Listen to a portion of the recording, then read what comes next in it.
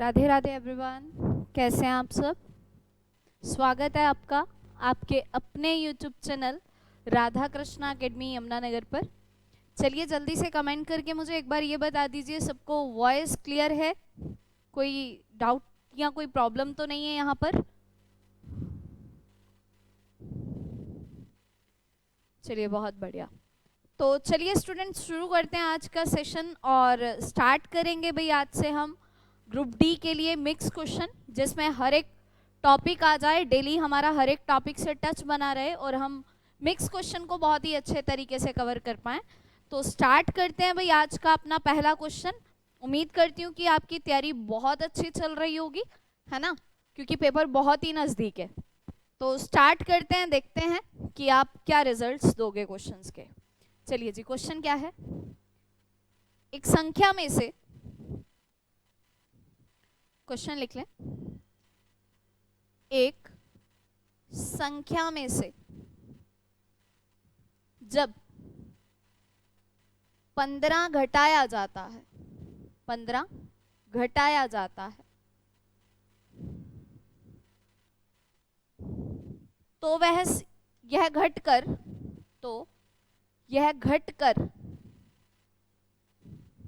80% रह जाती है। तो यह घटकर 80% रह जाती है। तो उसी संख्या का 40% कितना होगा। उसी संख्या का 40% कितना होगा, ये आपसे क्वेश्चन है, ये आपको बताना है। सबसे पहले क्वेश्चन को ध्यान से सुनिए और पढ़िए क्या बोला जा रहा है। कह रहा है कोई नेचुरल नंबर है, कोई नंबर है ना, उस नंबर में से जब हम 15 को घटा देंगे तो वो नंबर घटकर 80% रह जाएगा। तो आपको ये बताना है कि जो आपका एक्चुअल नंबर है वो उस नंबर का 40% कितना होगा। तो जल्दी से सभी ट्राई करेंगे और रिजल्ट देंगे। फिलहाल हम देखते हैं कि क्वेश्चन कैसे सॉल्व होगा। देखिए, कोई भी नंबर है, नंबर क्या है हमें नहीं मालूम, तो जो भी नंबर होगा वो कितना हो जाएगा 80%, सॉरी 100%। मैंने बोला 100% में से जब मैंने 15 को घटाया, यानी 15 कुछ प्रतिशत बन रहा होगा। जब 100% में से हमने 15 घटाया यानी कि कुछ परसेंट घटाया, तो ये संख्या घटकर 80% रह गई। यही बोला जा रहा है। आप किसी संख्या में से 15 घटा रहे हैं, आप 15 घटा रहे हैं, लेकिन नंबर क्या है एग्जैक्ट वो हमें नहीं पता। आप ये नहीं कहेंगे कि संख्या 100 ही है। क्यों? क्योंकि जो भी संख्या होगी वो अपने आप का 100% तो होगी। तो मैंने यही लिया है कि जो भी नंबर है वो 100% होगा। तो मेरा जो भी नंबर है स्टूडेंट वो 100% है। उसमें से हमने 15 माइनस किया, लेकिन 15 तो परसेंटेज में है ही नहीं। अब परसेंट में से परसेंट ही माइनस होता है। तो 100% में से आप कुछ परसेंट घटा रहे हैं तो कितना मिल रहा है 80%। मतलब आपने कितने परसेंट घटाया होगा, आप बोलेंगे हमने 20% घटाया है। कितने परसेंट घटाया है 20%। भाई हम तो 20% घटा रहे हैं, हम तो 20% घटा रहे हैं, लेकिन क्वेश्चन कितना घटा रहा है, आप बोलेंगे 15। अगर 20% का मान 15 है तो एक का मतलब 100% का मान कितना होगा, 15/20%, यही होगा। लेकिन हमसे ये पूछा है कि आप इस ओरिजिनल नंबर का, यहां से एक ओरिजिनल नंबर आएगा, आप इस नंबर का 40% बताइए कितना है। आप इस नंबर का 40% बताइए कितना है। तो देखिए यहाँ पर वैसे ज्यादा सोचने की बात नहीं है। अगर 20% 15 है तो 40% कितना होगा, दुगना ही तो होगा, है ना। तो 40% का अगर आप मान निकालना चाहते हैं तो 40% से गुना करिए, प्रतिशत से प्रतिशत खत्म हो रहा है, तो आपके पास नंबर आ रहा है 30। यानी जो एक्चुअल नंबर आएगा उसका 40% 30 होगा। तो जिन भी स्टूडेंट ने 30 आंसर किया है या जिनका आंसर 30 तो आ रहा है लेकिन उन्होंने बताया नहीं, उन सब का आंसर बिल्कुल सही है। अब कुछ बच्चे यहाँ ये सोच रहे होंगे जी एक्चुअल नंबर तो आया नहीं। देखिए स्टूडेंट, एक्चुअल नंबर आ चुका था। कैसे? 15/20%। यहाँ प्रतिशत मत लगाइए, गुना में 100 कर दीजिए। 15/20 गुना 100 करिए, आपका एक्चुअल नंबर आएगा 75। फिर आप 75 का 40% निकाल के देखिए, आपको मिलेगा 30। आशा करती हूँ कि ये क्वेश्चन आपको अच्छे से क्लियर हो चुका होगा। चलिए अब बढ़ते हैं जी दूसरे क्वेश्चन की तरफ।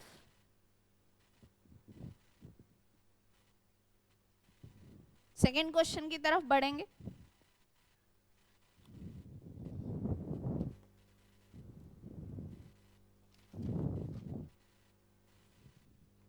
तीन संख्याएं 3:4:5 के अनुपात में है, के अनुपात में है।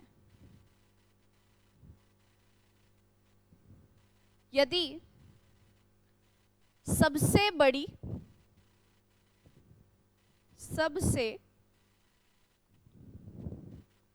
जिनको ये दिखाई ना दे रहा हो भाई, तीन संख्याएं लिखी है मैंने, मैं यहां लिख देती हूं थोड़ा सा और इधर करके। तीन संख्याएं, अब मैं भी क्लियर हो गया होगा। सबसे बड़ी संख्या व सबसे छोटी संख्या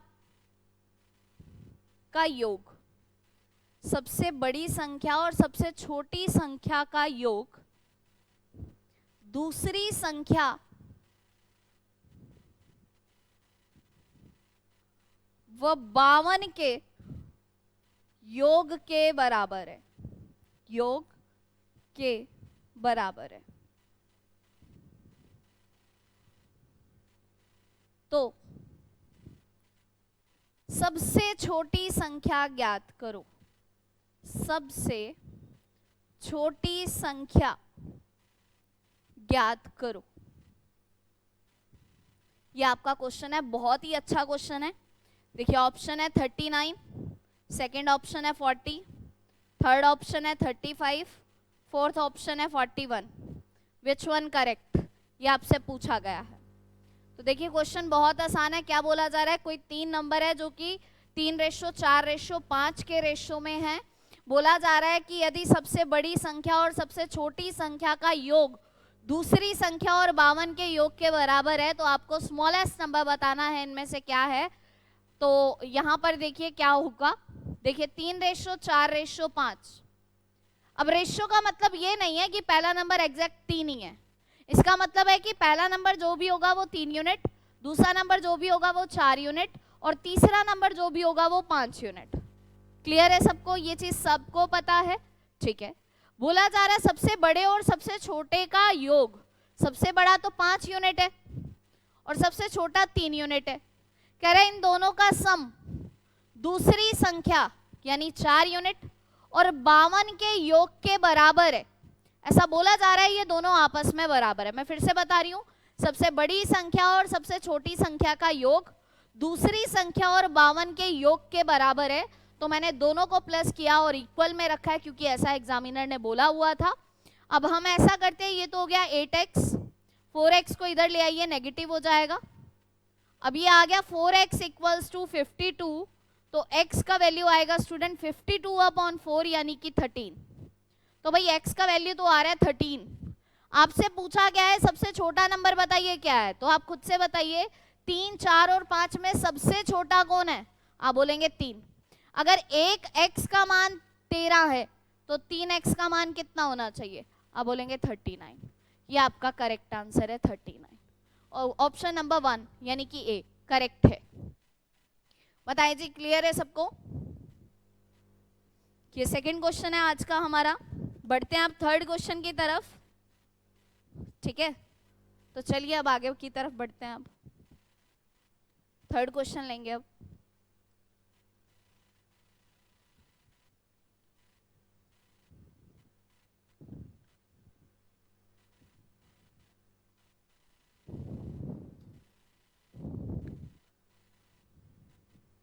नौ वस्तुओं का विक्रय, 9 वस्तुओं का क्रय मूल्य 10 वस्तुओं के विक्रय मूल्य के बराबर है, विक्रय मूल्य के बराबर है। तो लाभ या हानि प्रतिशत ज्ञात करें। लाभ या हानि प्रतिशत ज्ञात करें, ये आपसे पूछा जा रहा है। ठीक है जी, क्या बोला जा रहा है? Cost price of 9 article is equals to selling price of 10 articles, find profit और लॉस परसेंटेज। क्रय मूल्य को कॉस्ट प्राइस कहते हैं और विक्रय मूल्य को सेलिंग प्राइस हम लोग कहते हैं।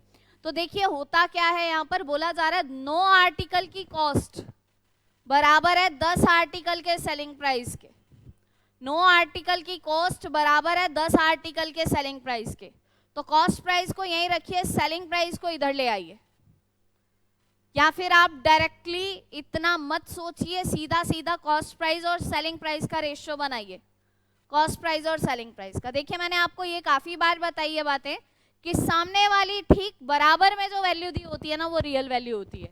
कॉस्ट प्राइस के ठीक बराबर में 10 है और सेलिंग प्राइस के ठीक बराबर में 9 है। तो अगर हमने किसी सामान को 10 में खरीदा है तो मतलब 9 में बेचा है, इसका मतलब ये है। किसी को दिक्कत हो इसमें तो मैं एक साइड में बताती हूँ। 9 आर्टिकल की कॉस्ट बराबर है 10 आर्टिकल के सेलिंग प्राइस के।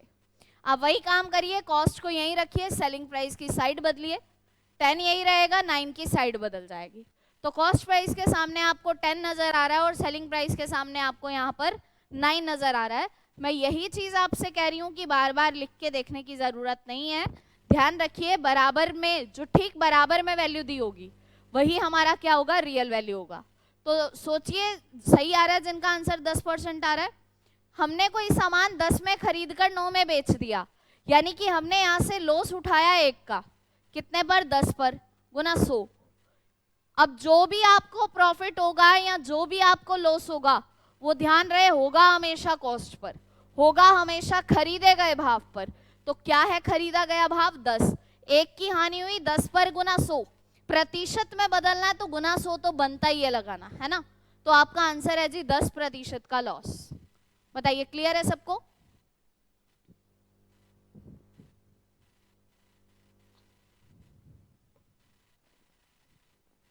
चलिए जी आगे बढ़ते हैं और नेक्स्ट क्वेश्चन, क्वेश्चन नंबर 4 की तरफ चलेंगे।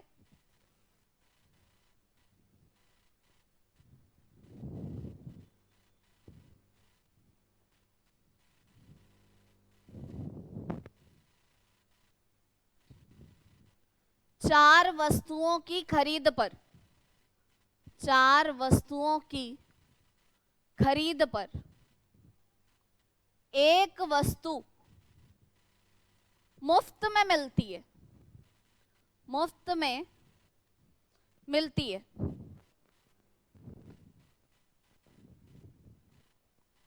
तो बट्टा यानी कि छूट प्रतिशत ज्ञात करें। Buy 4 get 1 free, find discount percentage. Buy 4 get 4 free, find discount percentage. बताइए स्टूडेंट, क्या आंसर आएगा? देखिए, इन क्वेश्चन के आंसर फटाफट आने चाहिए आपके, इसमें गलती नहीं होनी चाहिए बिल्कुल भी किसी की। अब देखिए, बोला क्या जा रहा है कि आप 4 वस्तुएं खरीदने गए थे, एक वस्तु आपको मुफ्त में मिल गई, तो बताइए कितने % की छूट है। मैं आपको सीधा सीधा बताती हूँ, आपको करना क्या है, ध्यान से देखिएगा, फिर अगर नहीं समझ आया तो हम डिटेल भी पढ़ेंगे। बोला एक वस्तु फ्री में मिलती है, यानी एक वस्तु पर छूट मिली, एक वस्तु की छूट मिली। कितनी वस्तुओं पर? भाई 4 वस्तुएं आप खरीदने गए थे, एक वस्तु मुफ्त में ले आए, तो टोटल तो 5 वस्तुएं आई आपके पास। एक वस्तु मुफ्त मिली 5 पर गुना 100, तो आप कहेंगे आंसर है जी 20%। मैं फिर से बताती हूँ, मैंने क्या बोला, 4 वस्तुएं खरीदने गए थे, एक वस्तु फ्री में मिल गई, तो बताओ कितने % की छूट है। अब ये सब जानते हैं, हमें एक आर्टिकल की छूट मिली, ठीक है, एक आर्टिकल की छूट मिल गई। बात आती है कितने आर्टिकल पर मिली। खरीदने तो हम 4 ही गए थे भाई, बेशक आप खरीदने 4 गए थे, लेकिन लेके तो 5 आए, है ना। तो 4 वस्तुएं खरीदनी थी, एक फ्री में मिली, यानी कि टोटल 5 वस्तुओं पर आपने जो डिस्काउंट लिया है वो एक आर्टिकल का लिया है, तो आपका आंसर है 20% का डिस्काउंट। आशा है कि आपको क्लियर होगा। इनकेस अगर आपको ये पॉइंट क्लियर नहीं है तो चलिए अब जरा थोड़ा ध्यान से सुनिएगा, ये बड़े भी बेसिक से क्वेश्चंस हैं, इंपॉर्टेंट है ग्रुप डी के एग्जाम के पॉइंट ऑफ व्यू से, तो ध्यान से समझ के चलना कि करना क्या है। अब हमें देखिए होता क्या है, सपोज मुझे ना कोई एक शर्ट खरीदनी है और एक शर्ट का जो MRP है वो 100 रुपए है। अब कहीं सेल लगी हुई है कि अगर आप 4 शर्ट खरीदते हो तो आपको एक शर्ट मुफ्त में मिलेगी। सेल क्या लग रही है कि अगर आप 4 शर्ट खरीदोगे तो एक शर्ट मुफ्त में मिलेगी।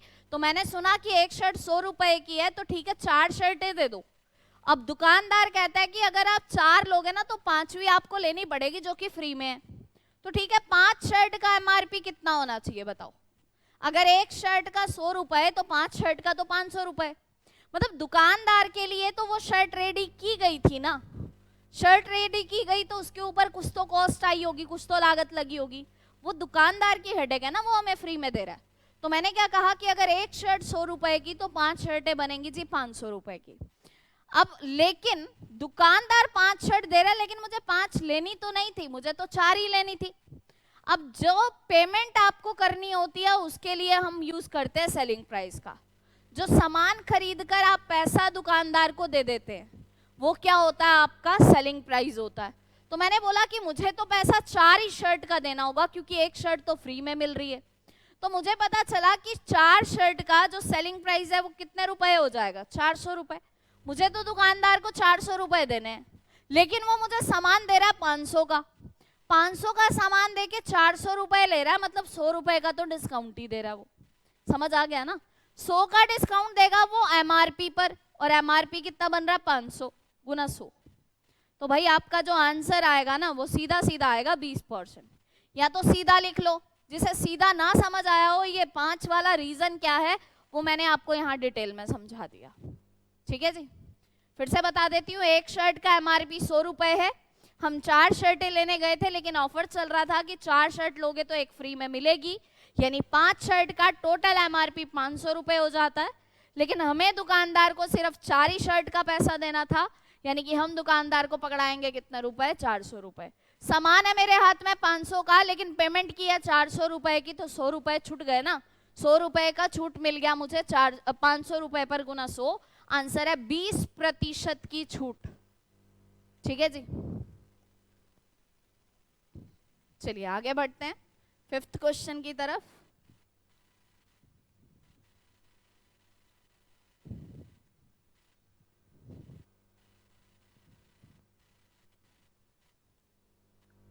देखिए क्वेश्चन क्या है, 5th क्वेश्चन। √7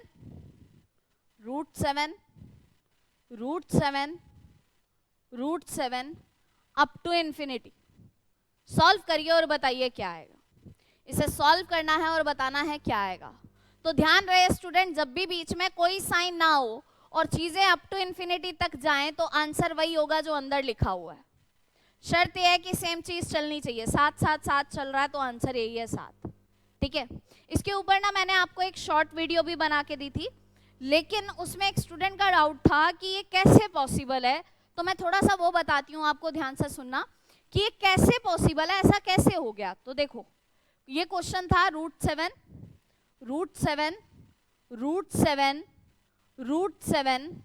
ये ऐसे ही चल रहा है अप टू इन्फिनिटी तक।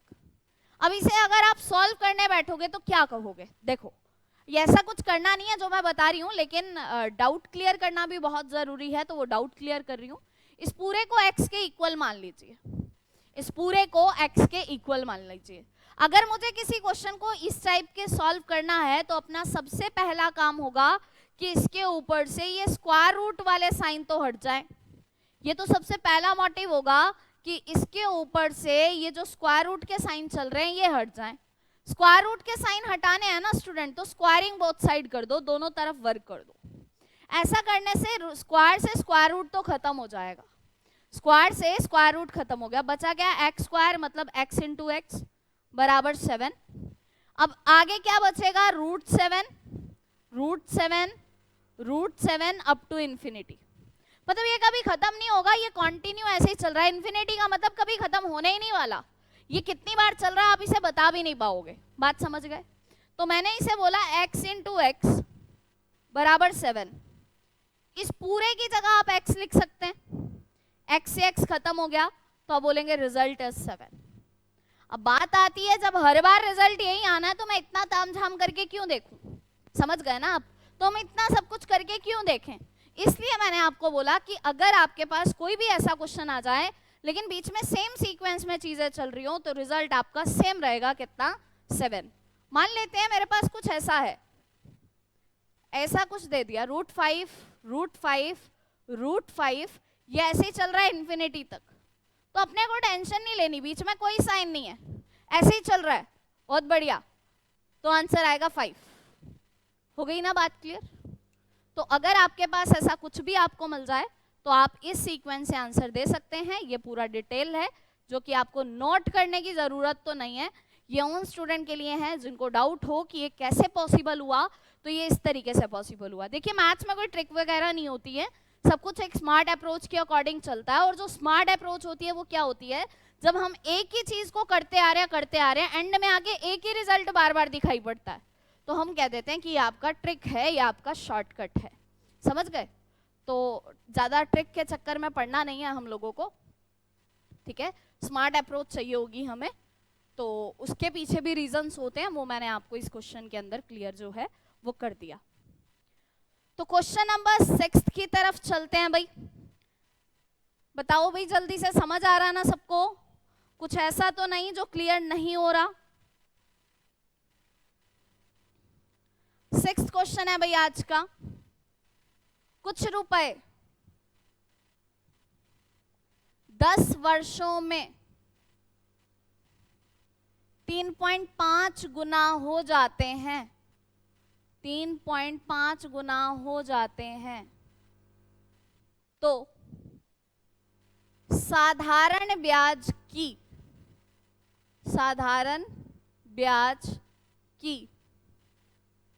वार्षिक दर ज्ञात कीजिए, वार्षिक दर ज्ञात कीजिए। देखिए साधारण ब्याज का क्वेश्चन आ गया। प्रैक्टिस क्वेश्चन करने का फायदा ये होता है हर एक टॉपिक से हमें टच हो जाता है, हर टॉपिक हमारे सामने घूम जाता है, ठीक है? बोला जा रहा है कुछ रुपए हैं 10 साल में 3.5 गुना हो रहे हैं, तो बताओ साधारण ब्याज की दर क्या है? तो मैं आपको यहाँ पर एक बहुत ही गजब का मेथड बताती हूँ। क्या है? पैसा जितने गुना हो रहा है उसमें से 1 घटाओ, डिवाइड करो रेट या टाइम से, या तो रेट होगा या टाइम होगा, और गुना कर देना 100। रेट पूछा है तो टाइम से डिवाइड करो, टाइम पूछा है तो रेट से डिवाइड करो। क्लियर है? अब बोला है कि कुछ पैसा है जो 3.5 गुना हो रहा है 10 साल में, तो 3.5 माइनस 1 ये आया 2.5, कितने टाइम में आया जी? 10 साल में गुना 100, ऐसा ही होगा। अब आप पॉइंट हटाएंगे तो नीचे 10 लगाएंगे ही, इसको हटा देती हूँ, तो ये 100 से 100 खत्म हो गया, तो आपका आंसर आ रहा है जी 25%। जिनका भी आंसर 25% आ रहा है बिल्कुल सही है। अगर आप इसे बेसिक फॉर्मूला से कर लेते हैं सिंपल इंटरेस्ट के आंसर, तब भी सही आएगा, लेकिन अगर आप इसे लगा लेते हैं तो टाइम आपका बहुत ही कम लगेगा। मैं फिर से बता रही हूँ, यहाँ पर ये 25 कैसे आया? एक्चुअल में 25 नहीं है, 2.5 है। मैंने बोला जितने गुना पैसा हो रहा है उसमें से 1 घटाना है, पैसा 3.5 गुना हो रहा है, 3.5 में से 1 घटाया है, डिवाइडेड बाय 10 गुना 100। क्लियर है? अब 3.5 में से 1 घटाओगे तो 2.5 मिलेगा, बटे 10 गुना 100। अब नेचुरल सी बात है, पॉइंट हटाना है तो नीचे 10 तो लगानी पड़ेगी ना, तो उसके बाद हमने ये प्रोसेस किया। ठीक है? अब आप लोग कॉम्पिटिटिव एग्जाम देने जा रहे हो, गवर्नमेंट एग्जाम की तैयारी करने जा रहे हो, तो इतनी छोटी छोटी सी चीजें आपको लिख के नहीं देखनी, कुछ चीजें तो माइंड में भी करनी होंगी। ठीक है? चलिए जी नेक्स्ट बढ़ते हैं क्वेश्चन नंबर 7 की तरफ।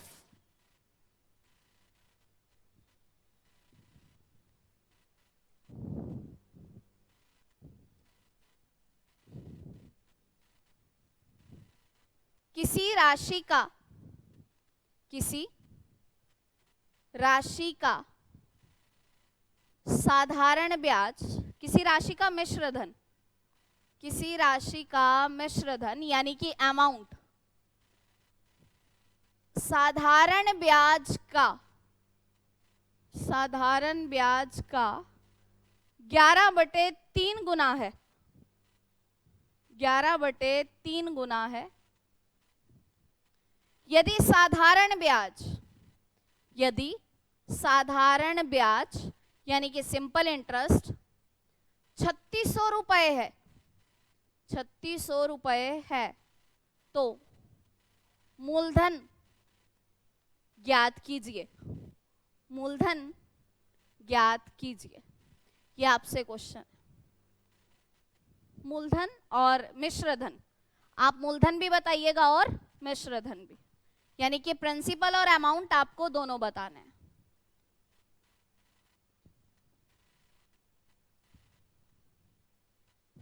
चलिए जी बताइए जल्दी से क्या रिजल्ट होने वाला है।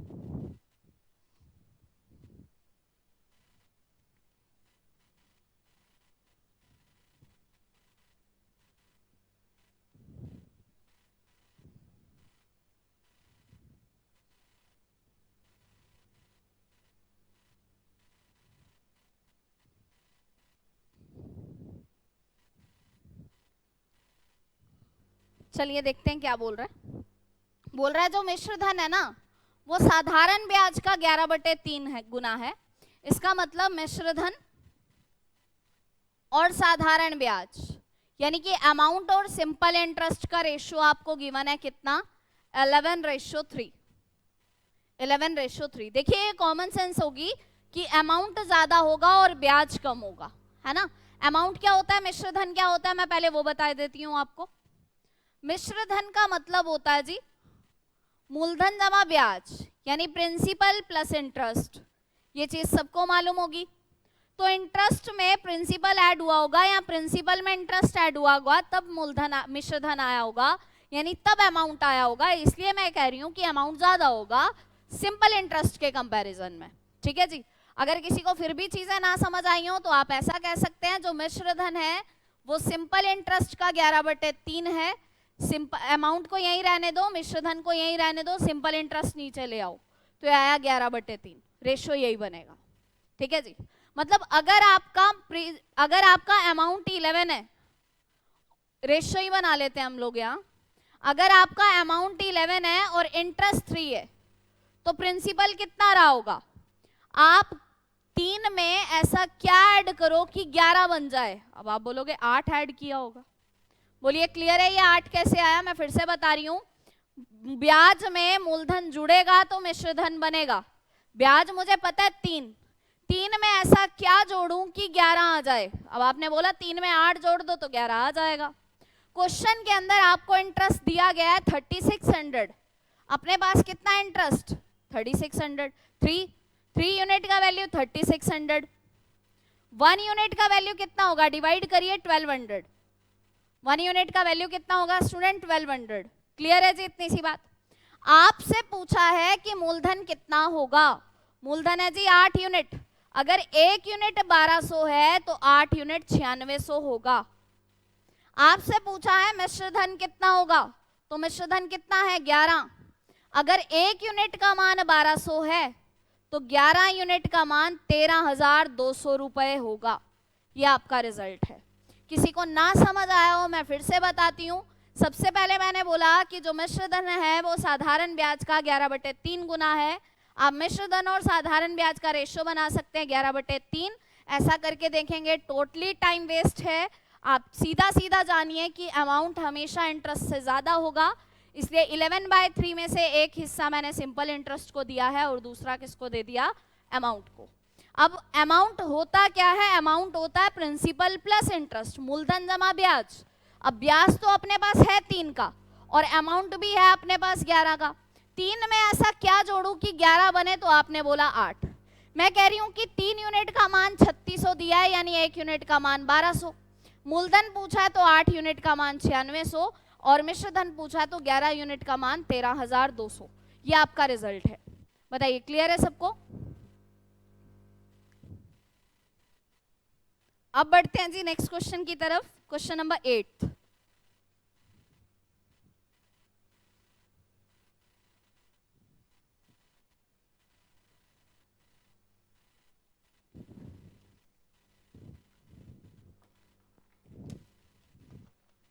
क्वेश्चन देखिए क्या है। एक बर्तन में दूध और पानी के मिश्रण का अनुपात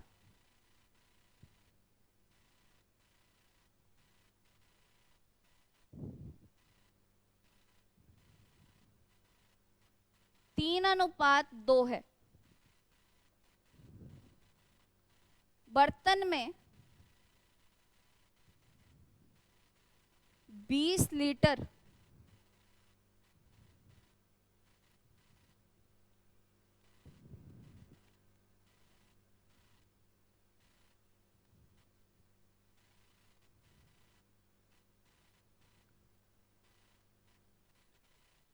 मिश्रण निकालकर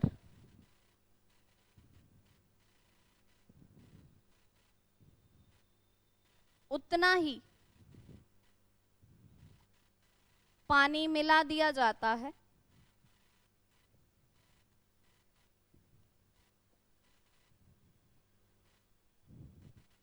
जिससे नया अनुपात 1:4 बन जाता है, जिससे नया अनुपात 1:4 बन जाता है। मिश्रण में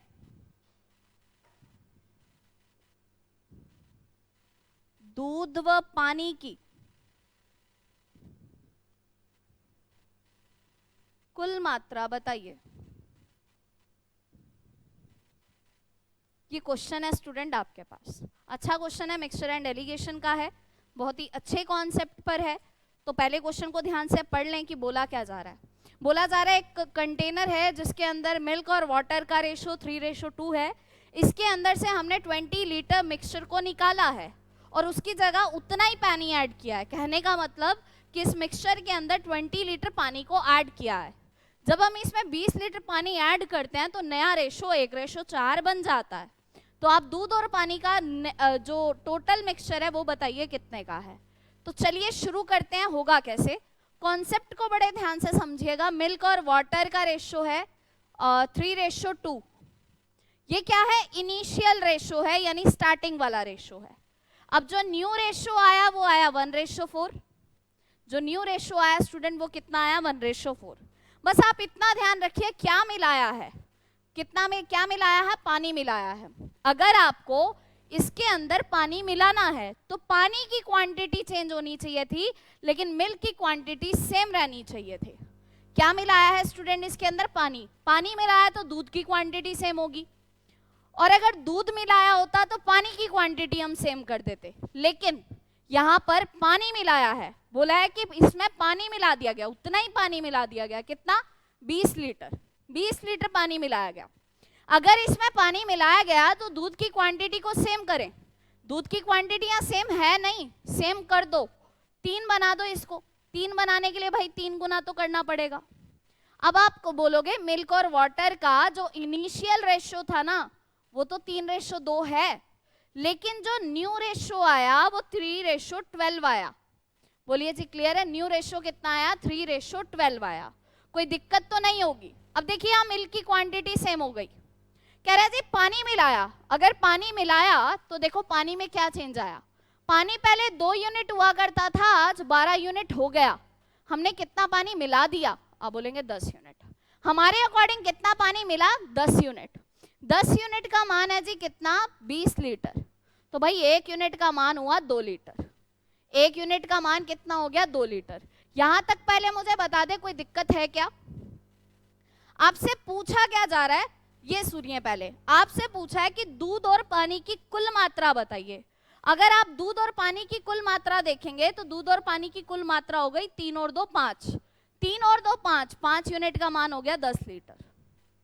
5 यूनिट का मान हो गया जी 10 लीटर। बताइए जी क्लियर है?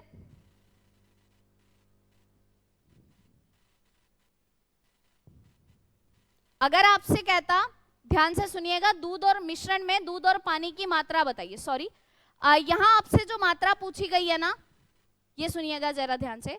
यहाँ जो आपसे मात्रा पूछी गई है वो 20 लीटर पानी मिलाने के बाद की पूछी गई है कि दूध और पानी का कुल मात्रा बताइए। तो 3 और 12 कितने हो गए? 15। 15 यूनिट का मान है जी 30 लीटर, आंसर आएगा 30 लीटर। ठीक है जी, फिर से ध्यान से सुनिएगा क्या बोला जा रहा है। मिल्क और वाटर का रेशो है 3:2, न्यू रेशो आया 1:4। ये रेशो कब आया? जब हमने पानी को ऐड किया। मैं आपसे कहती हूँ कि जब आप पानी को ऐड करेंगे तो वाटर की क्वांटिटी सेम होनी चाहिए। देखिए वाटर की क्वांटिटी को मैंने सेम किया, जब हमने वाटर की क्वांटिटी को सेम, मिल्क की क्वांटिटी को सेम किया, जब हमने मिल्क की क्वांटिटी को सेम किया तो वाटर की क्वांटिटी में चेंजेस आ गए। कितने चेंजेस आ गए? 2 यूनिट से वैल्यू 12 यूनिट हो गई, यानी कितनी हमने ऐड कर दी? 10 यूनिट। तो भाई 10 यूनिट का मान 20 लीटर, 1 यूनिट का मान 2 लीटर। देखिए बोल रहा है तो आप मिश्रण में दूध और पानी की कुल मात्रा बताइए, कब? जब आपने पानी ऐड किया। ठीक है जी, तो 3 और 12 कितने हो गए? 15, 15 यूनिट का मान हो गया 30 लीटर। बात आती है वो 10 लीटर कौन सी क्वांटिटी आई होगी, वो बताती हूँ फिर मैं आपको। देखिए अगर आपसे पूछता कि तो इस मिश्रण की प्रारंभिक कुल मात्रा बताइए कितनी है, यानी कि इनिशियल क्वांटिटी बताइए कितनी है, फिर वो आता 10 लीटर। ठीक है जी, इसका आंसर है 30 लीटर।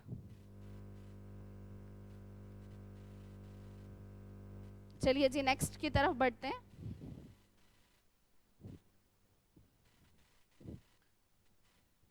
क्वेश्चन नंबर 9 पढ़ेंगे हम। क्वेश्चन नंबर 9,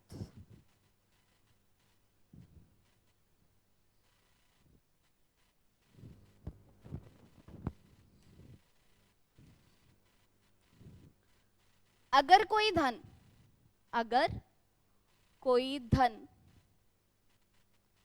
15 वर्ष में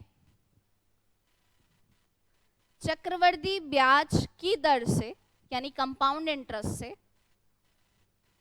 चक्रवृद्धि ब्याज की दर से अपना 27 गुना हो जाता है, अपना 27 गुना हो जाता है, तो 25 वर्षों में यह धन कितने गुना हो जाएगा? कितने गुना हो जाएगा, ये आपसे क्वेश्चन है। ठीक है जी, ये कंपाउंड इंटरेस्ट आ गया। मैंने बोला कुछ पैसा है जो 15 साल के अंदर 27 गुना हो रहा है, तो आप बताइए कि 25 साल में कितने गुना हो जाएगा। तो ध्यान से सुनिएगा, बहुत ही इंपॉर्टेंट क्वेश्चन है। कुछ पैसा 15 साल में 27 गुना होगा, वही पैसा 25 साल में कितने गुना होगा?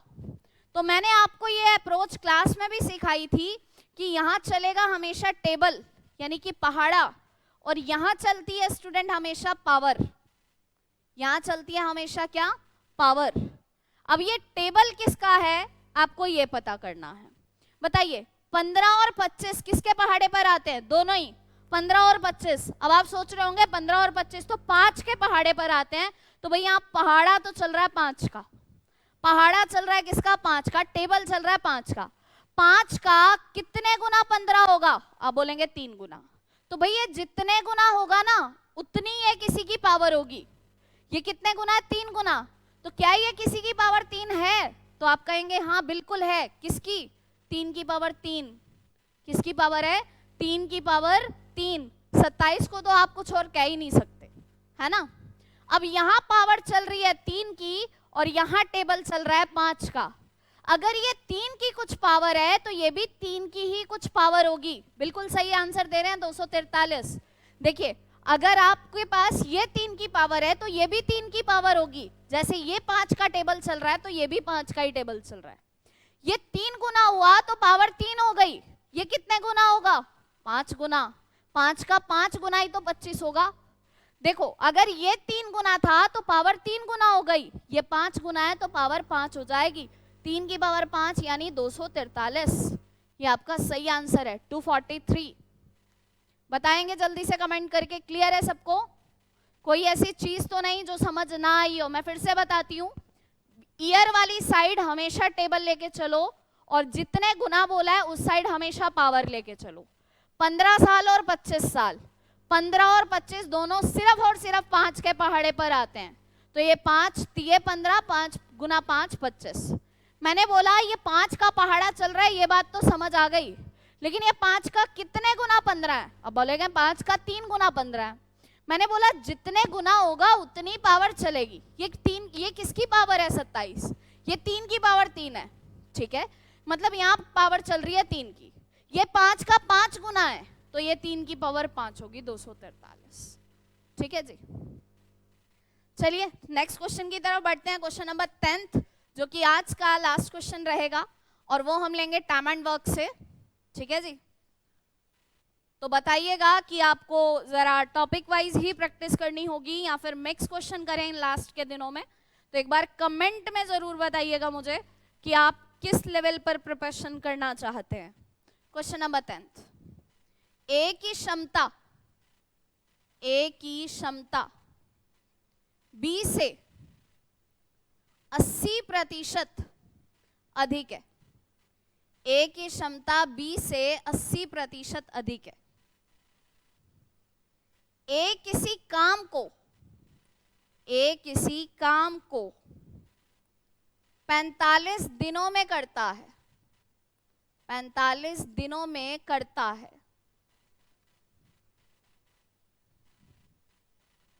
तो बी उस काम को कितने दिनों में करेगा?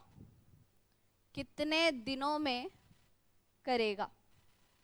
ये आपसे क्वेश्चन है, टाइम एंड वर्क का क्वेश्चन है, अच्छा क्वेश्चन है, अक्सर ग्रुप डी में ऐसे क्वेश्चंस पूछे जाते हैं। चलिए, ए की क्षमता बी से 80% अधिक है। क्षमता का मतलब होता है स्टूडेंट एफिशिएंसी। ए जो है ज्यादा एफिशिएंट है बी से 80%।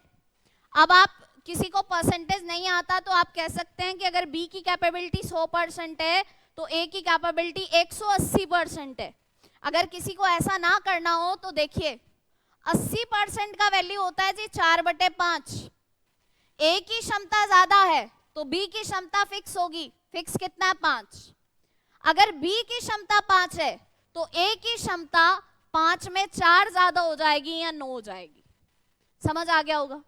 अगर किसी को क्लियर नहीं हुआ तो वो ये ले सकते हैं कि अगर बी 100% काम करेगा तो ए 180% काम करेगा। जो कटता है काट दो, परसेंट से परसेंट कट रहा है, 0 से 0, 2 के पहाड़े से कट रहा है 9:5। आप दो तरीके से रेशो बना सकते हैं। ठीक है जी, आप ऐसे भी रेशो बना सकते हैं, आप ऐसे भी रेशो बना सकते हैं, जैसा आपको सही लगे। ये तो हो गई इनकी एफिशिएंसी यानी कि कार्य क्षमता। लेकिन यहां पर ए के दिन बताए हैं 45 दिन, तो अब निकालोगे समय का रेशो यानी कि टाइम। ध्यान रहे जब आपका काम किया जाने वाला काम स्थिर हो, कांस्टेंट हो, तो जो रेशो एफिशिएंसी का होगा ठीक उसका रिवर्स टाइम का रेशो चलता है। ठीक उसका रिवर्स टाइम का रेशो चलता है। क्लियर है ये बात? ए किसी काम को 45 दिन में करता है, अपने अकॉर्डिंग ए कितने टाइम में कर रहा है? 5। तो भाई 5 यूनिट का मान है 45 दिन। 5 से 45 दिन बनाने कितने गुना करोगे? 9 गुना। अगर ए के दिन 9 गुना है तो बी के दिन भी तो 9 गुना होंगे, यानी बी को लगेंगे जी 81 दिन। ये आपका रिजल्ट है। आशा करती हूँ कि आज का सेशन आपको अच्छा लगा होगा और चीजें आपको समझ भी आई होंगी, और इसी तरीके से हम प्रैक्टिस को कंटिन्यू करें या टॉपिक वाइज लेना चाहते हैं मुझे ज़रूर बताइएगा। इससे बेनिफिट ये है कि सारे टॉपिक हमारे टच में आ जाएंगे, और टॉपिक वाइज में तो आप जानते ही हैं कि हम टॉपिक टू टॉपिक बात कर रहे होंगे। ठीक है जी, तो मिलते हैं स्टूडेंट आपसे नेक्स्ट सेशन में। राधे राधे एवरीवन।